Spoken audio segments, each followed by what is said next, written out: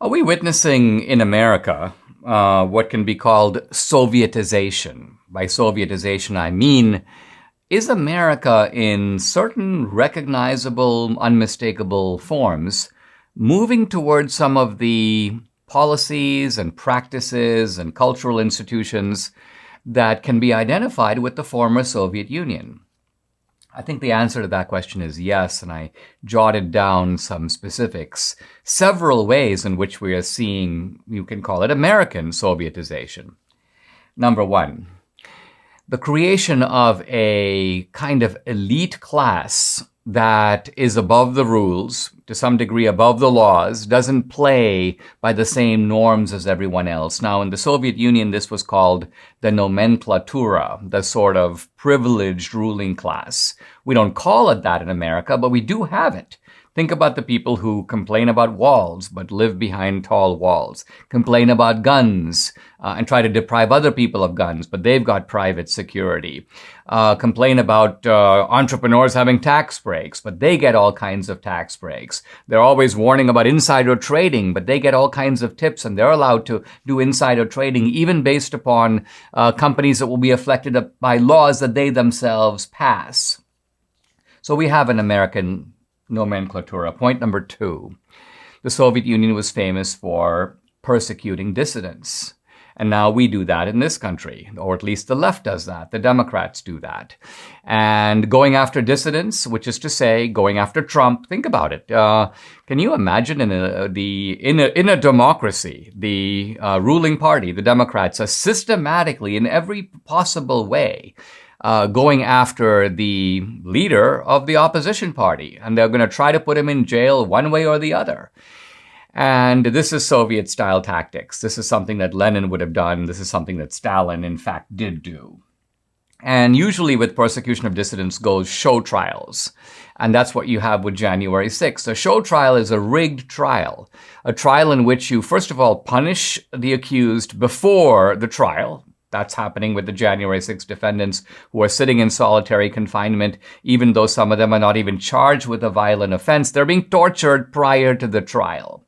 And then they're being offered these plea bargains, which is a form of legal bludgeoning. A plea bargain today is not an honest trade. It's not something where you plead to something you actually did. It's essentially, if you don't plead, we will put so many charges and penalties on you that you're facing the utter ruination of your life, the dissolution of your relationship with your family, and so on.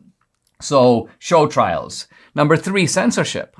Now, the censorship in America, I think, is approaching the level of severity that we had in the Soviet Union, where only private jokes. Reagan was actually kind of an expert at picking up and telling jokes that Soviet people told to themselves in private. But why in private? Because you couldn't say it at work.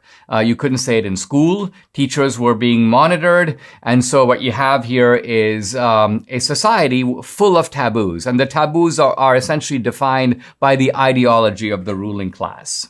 Number four, the militarization of society to intimidate the population. So think about it, for example, the tall fences, all the heavy guards, the military parading around Washington, D.C. for months in the Biden administration. Who's that aimed at? Is that aimed at scaring China or Iran? No, that's aimed at scaring the American people. And of course, the Biden people are explicit about it. The greatest threat to America comes from domestic terrorists. So the opposition is defined, just as the Soviets did, as enemies of the state. Next, Soviet science. The Soviets were famous for letting science be dictated by ideology. Essentially, they would tell you what the science is in advance.